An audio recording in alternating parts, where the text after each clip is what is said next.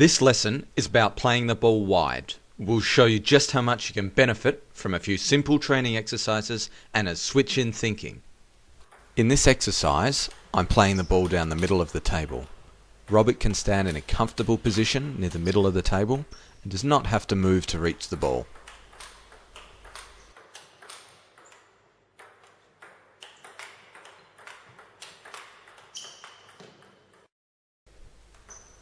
Here I'm hitting the ball near the corners of the table.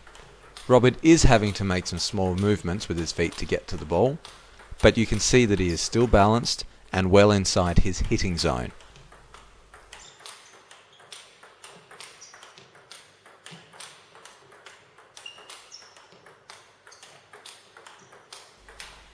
I'm now aiming to hit the ball outside the line of the table. I'm coming around the ball using side spin to curl the ball outwards and away from my opponent. Robert's need to move to the ball has significantly increased. That's a double win for me. He has to move to the ball and move back from the ball to maintain good table position.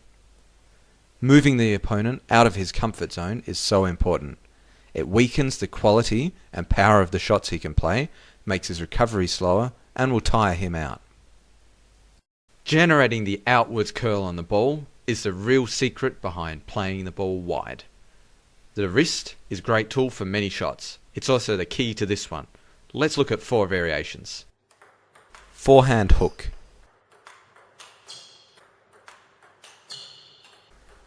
Forehand fade.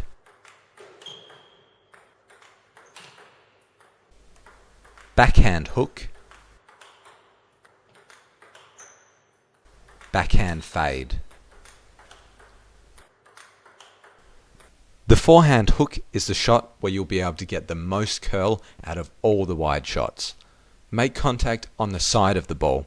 This can be adjusted to a little bit higher or lower depending on the height of the ball coming towards you, but always make sure to hit it on the side. It is generally a good idea to drop your wrist and use your wrist to come around the side and the back of the ball. Don't try to hit the ball too hard. It's just like turning a corner in a car. The slower you go, the more the wheels will turn. You'll get maximum curl on your shot if you hit the ball a bit slower. Keep your wrist and arm as relaxed as possible. You'll be able to generate the most amount of curl that way. The length of the table is also important here. The shorter the ball, the more the ball will curl away from your opponent before they get a chance to swing at it. To play the forehand fade, lift your wrist higher rather than dropping it like you did with the forehand hook. You're aiming to hit the ball on the side here as well. This shot is effective for a right-hander against a right-hander, or of course a left-hander versus a left-hander, as you're hitting wide to the opponent's backhand where he has restricted reach.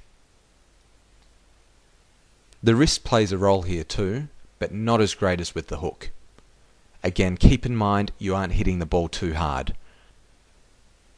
Remember, you want the ball to bounce at a medium to short length on the opponent's side to maximize the curl away.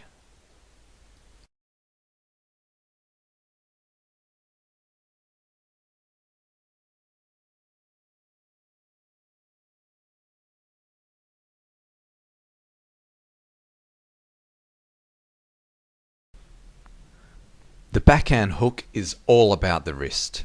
It's a similar movement to throwing a frisbee. As long as you're relaxed, your hand and racket will naturally rotate around your wrist.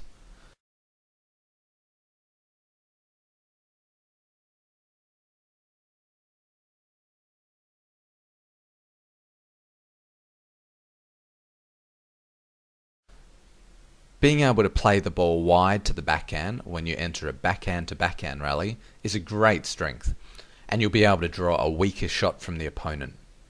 This would be the one shot in my game that I win the most points with.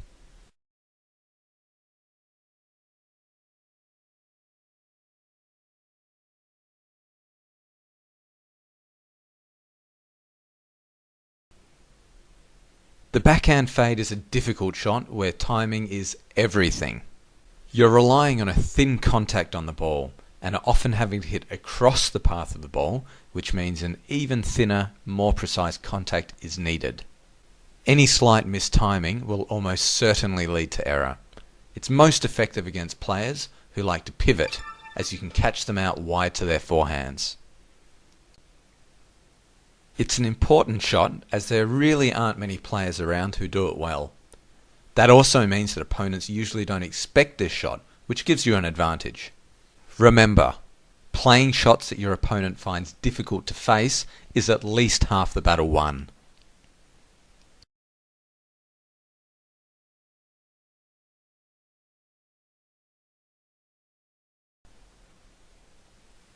Get your partner to block to the same area of your side. You practice topspinning one wide to the backhand, then one wide to the forehand. You can do this with either your forehand or your backhand. It'll really teach you how to quickly change your racket angle and make the other small adjustments needed to change where your shot is aimed.